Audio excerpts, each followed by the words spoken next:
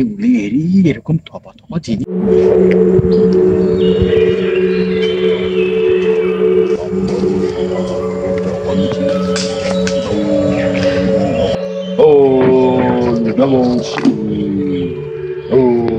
বাবা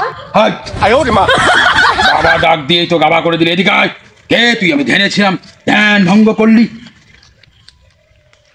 বাবা আমি আপনার কাছে একটা দরকারই তো আসছিলাম। বাবার কাছে সবাই দরকার নিয়ে আসে। বল তোর কিসের দরকার?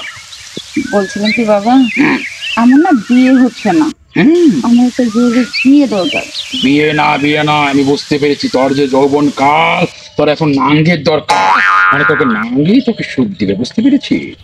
শোন, বাবার কাছে যখন এসেই পড়ছিস, আগে প্রথমে আমি তোকে ঝাড়ফুঁক দিয়ে তোর ভিতর থেকে সমস্ত বর্জ্য বের করে ফেলবো। তবে তুই কোন ধরনের নাং পাবি সেই বিয়ে।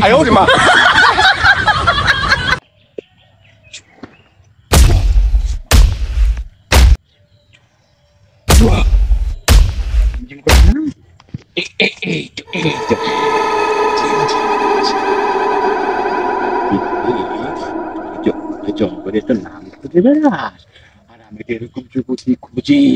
এবার তোকে বোঝাবো, করে খাওয়াবো সুজি। শোন, আমাকে একটু আদর কর। মনে কর আদর করলে তোকে আরো অনেক কিছু করতে পারবো। পড়বি না, একটু মাথা ঝুঁকিয়ে রাখ। আর একটু সরা, না দেখলে কোনো কিছু করতে পারি না। বাবার মাথাটা একটু ঘোরা, একটু নিচে থাক। হ্যাঁ, এরকম থপা থপা জিনিস। ওরে বাবা, এই সাধু সন্ন্যাসীর জগতে আমি এরকম মানুষ কখনো পাইনি রে। এবার তোকে নিতম্বর থেকে সংগলা বিসংগলা বসংগলা দিয়ে বিয়ে একেবারে জলাশয়ের মধ্যে। কি ব্যাপার? তোর মতো ভণ্ড সাধুরে না আজকে অনেকদিন যাবত খুঁজছি, কিন্তু পাওয়া যাচ্ছে না।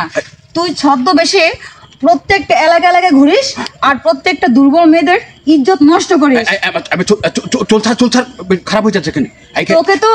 তোকে তো মেরে তোর হাড্ডি তক্তা বানিয়ে দেবো। তুই জানিস আমি কে? চল ছাড়। কে তুই?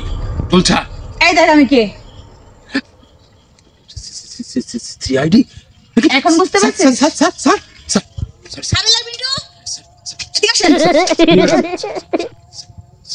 যান, ওকে থানা নিয়ে যান। বাবা, এইবার জেলখানার ভিতরে কি খাবা? চলো। কিছু খাবো বাবা? কিছু খাবো না, ছেড়ে দেবো। তাই ছেড়ে দেবো?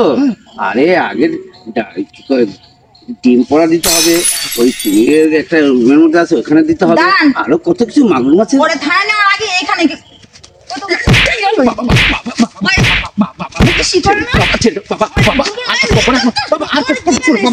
বাবা